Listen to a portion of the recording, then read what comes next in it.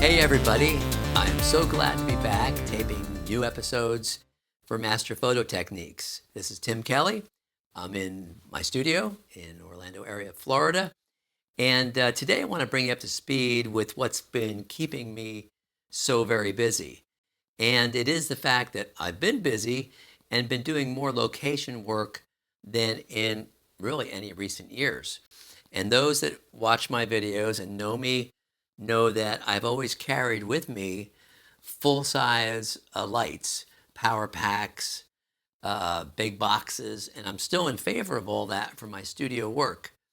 But it got to a point this year, over the last couple months, one location gig after another, that the pure size and weight of what we were doing was just overwhelming. Why were we carrying a cart of equipment in to an office building to do a headshot or to do 10 headshots or 40 headshots? Completely unnecessary. So we have been experimenting with Speedlight portrait lighting, which of course is not new, and it's not new for so many of you out there. But the reason that I have not pursued it, and of course I have some Speedlights, but I just use them on manual and I use them for specialty needs. But as a primary light source, really never before. But in a class I had recently, I was teaching at the Mars School up in New Jersey a few months ago, and somebody in my class introduced me to a Godox product, a Godox, Godox. And the cool thing about this little flash was it was very much the size of my Canon flashes, but it had a round head, which I especially liked, and it had a modeling light in it, which was even more revolutionary on a battery strobe. And then it had accessories that snapped on, like a grid, and then barn doors and other things that were really very useful to me.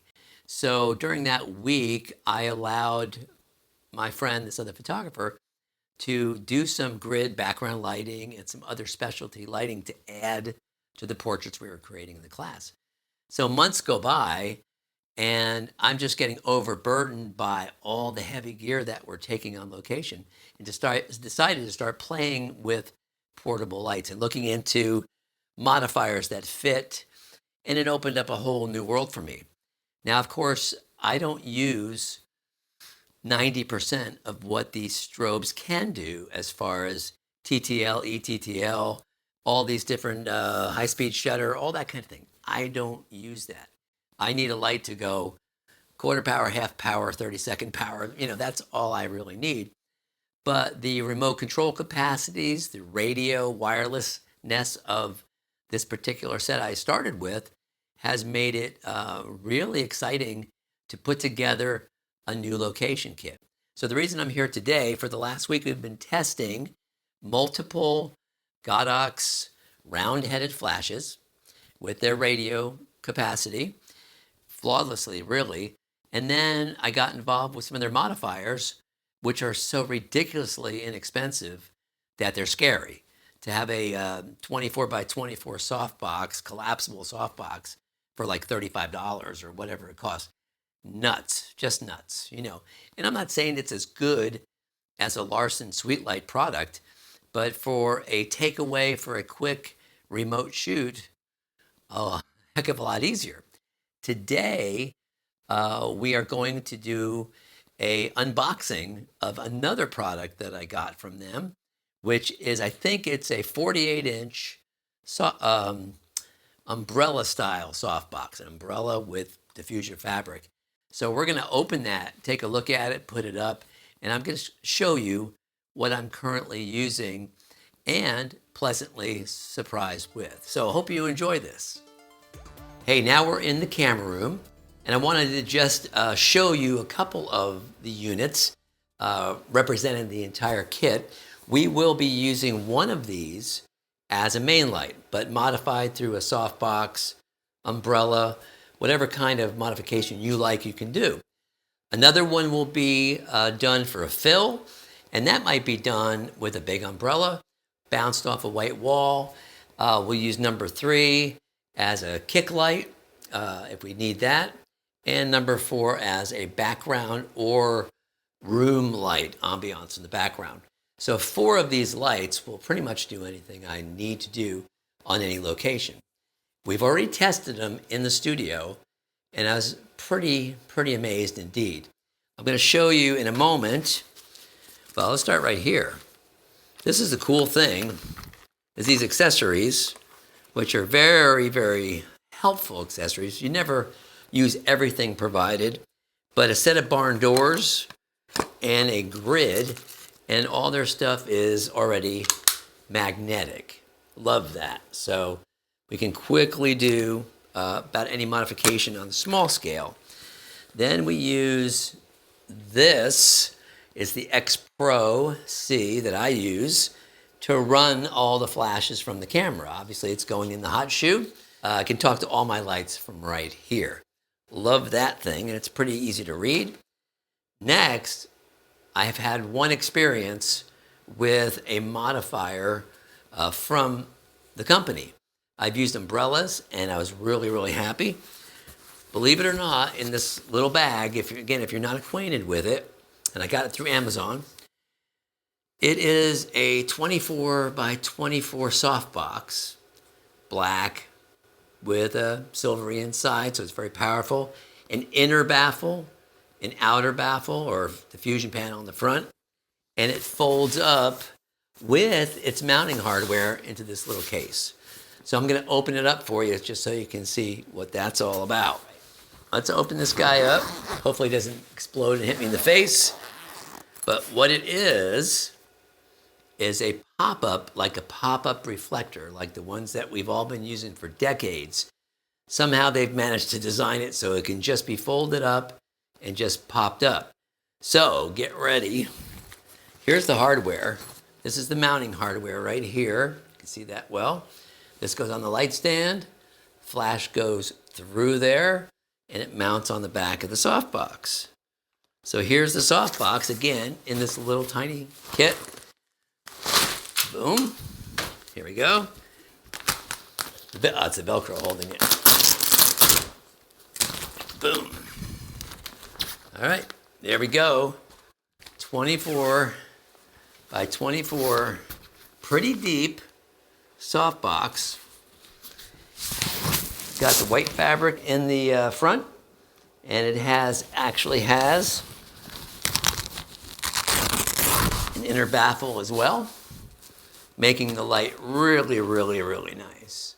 This very rigid metal frame, this bowed frame, it just fits under that lip. So you just basically shove it in there, shove it under that one, and now you have a speed ring that is totally secure in there with no extra hardware. So what we're going to do now is mount this on a stand and then put a light in it. So now that the ring is mounted in the softbox, we're just going to go ahead and put it on a light stand.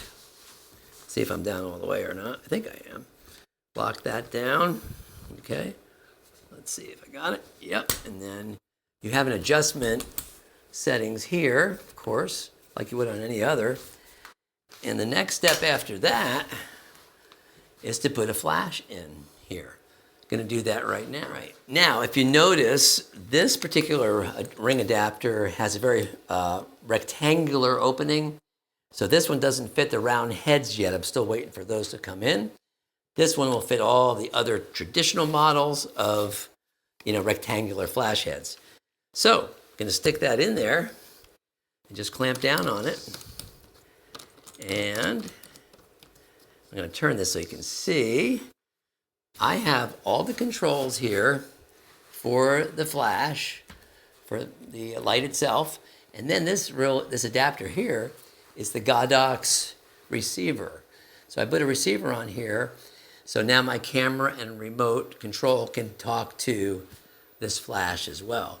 So this flash is now a finished studio setup, and the next thing we're going to do in just a moment is do our reveal of the next product that we just bought. So just yesterday, I get yet another little parcel from Amazon that I ordered because I wanted to try another different product. And this one is, I believe, an umbrella that is an umbrella style softbox, has a diffuser on the front.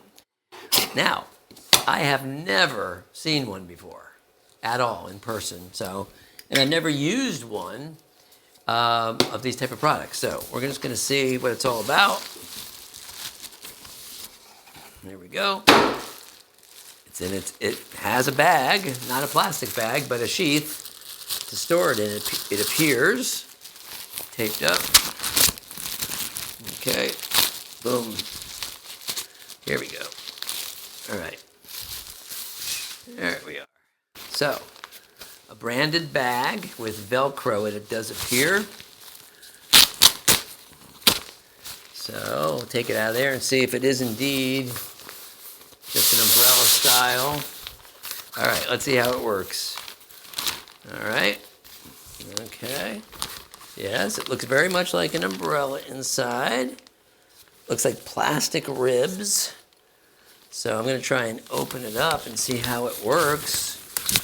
Sorry, I don't know how it's done, but we're going to figure that out together. There it is. Hang on. Yeah, just like a rain umbrella, I guess. There we go. It's 48 inches, I think. That's a monster, huh? So it does have fabric, I thought. It's probably in the bag. So we're going to put this on our light. And chances are, I wonder if this has a slot in it or not. Yep, see this right here? It's zippered. So that's where we'll put it over the light. Interesting. Okay. Again, forgive me, I've never used one of these before, so let's see if I can figure it out. I just closed it. Maybe I closed it, maybe I opened it, I don't know. It has two. There we go. So you can put it any spot. So it's open, so your strobe has to go in there somehow. All right. And it's going to face to the back, I would say, for diffusion. Let's try it this way. All right. See how that works out. Okay. And then the stick will go through here. Now, I'll turn around for you guys since you can't see it. We're using a stand device that has an umbrella hole in it, okay? So I think that's where we're gonna go with that guy. Tighten that down. Adjust this perhaps up a little bit, because I'm sure I'll be using it with a pitch. So, there's Velcro all around the outside. So I guess what we'll be doing, as soon as I find the fabric, and we'll put the outer fabric on it. But this is essentially how it will work. And it is wireless, so it will still get my signal, okay?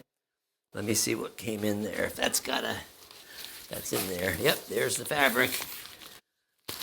Okay, so we got the sheath. And now we've got the fabric.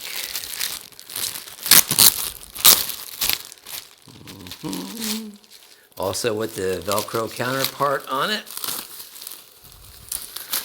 Here's another disclaimer though. I never do this work. My assistants do this work. So there's a good reason that I don't really have a lot of experience with this, because I don't do it. I don't build soft boxes and I don't set up lights. So you're looking at a guy that desperately needs an assistant. All right. So I believe it's Octagon's type style. So we'll just put some up there. Take a quick look at it. All right. And these do work pretty fast and easy, I must say. So we're building us a softbox. Now, can you imagine if you knew what you were doing, how fast you could put this up? Oh my gosh. So now, you obviously can see how it's working. There's your light. You just have to power it up. And you do have this zipper space. You could reach in and change it or rip open a little slot to turn it on. But I'm just going to close it up for the final view. I know that the quality of the light coming out of here is really nice because I've tested the other softboxes, it's the same material, and that is really nice. So I have no qualms about the fact that it's going to be a good looking light. Now, seriously, if you have done it once or twice and you know what you're doing, I'll bet you could put this thing up in 30 seconds. And that's kind of insane, really, to think about that. You could buy this for 32 bucks or 27 bucks or whatever it costs and be ready to shoot in a minute. It's time as far as building a softbox. I think it's incredible. So anyway, on this episode today, I just wanted to share with you my little journey into Speedlight photography and Speedlight modifiers. Obviously, there'll be a lot more information forthcoming because I'm going to keep trying different products until I get exactly what is best for me in my little remote kit. And again, all I'm doing location-wise is families and headshots, that kind of thing. And I always have the big studio lights to use whenever I want them. But I wanted something lightweight to pick up and go and be able to do a similar quality job on these little assignments that will no longer take luggage carts to move equipment in and out. So anyway, I am having fun. I hope you're having fun. And thanks again for staying with us on Master Photo Techniques. Stay tuned, share with your friends, and we will keep bringing new little educational snippets to you. See you soon.